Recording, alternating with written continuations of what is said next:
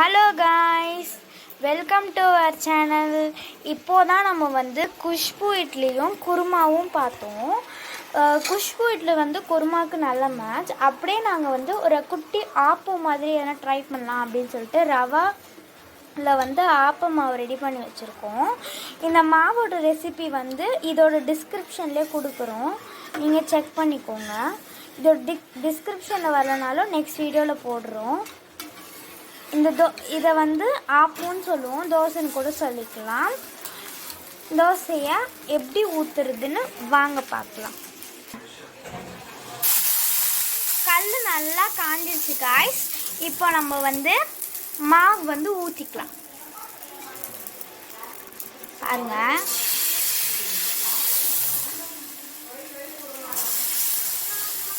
இதை நீங்கள் இப்படி கூட ஊற்றலாம், இல்லைனா அப்படியே வந்து ஒரு கிண்ணத்தில் எடுத்து அப்படியே ஊற்றுறதுனாலும் ஊற்றலாம். பாருங்க,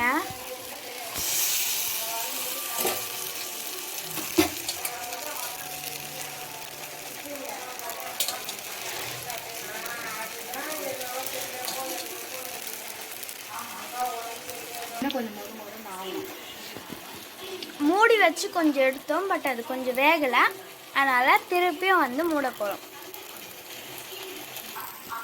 இப்போ நல்லா மொறுன்னு வெந்துருச்சு. இப்போ திருப்பி போட்டுக்கலாம். திருப்பிலாம் போடக்கூடாது தான், அதனால் நம்ம அப்படியே எடுத்துடலாம். நான் தோசைன்னே நினச்சிட்டேன்.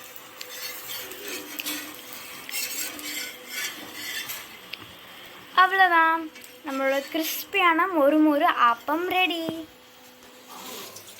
காய்ஸ், நம்ம ஊற்றி வச்சோம். ஃபஸ்ட்டே நான் வந்து ஷார்ட் அப்லோட் பண்ணியிருந்தேன், இட்லி வந்து ஊற்றி வச்சுருக்கோம் அப்படின்னு சொல்லிட்டு. ஸோ இட்லி ஊற்றி வச்ச இட்லி பார்த்திங்கன்னா நல்லா வந்து வெந்து வந்துடுச்சு, குஷ்பு இட்லி. நாங்கள் இதை ட்ரை பண்ணுற வீடியோ நெக்ஸ்ட் வீடியோ போடுறோம். குருமா ரவா தோசை, இந்த குருமா காம்பினேஷன் சூப்பராக இருக்கும். இப்போ வாங்க சாப்பிட்டு பார்ப்போம்.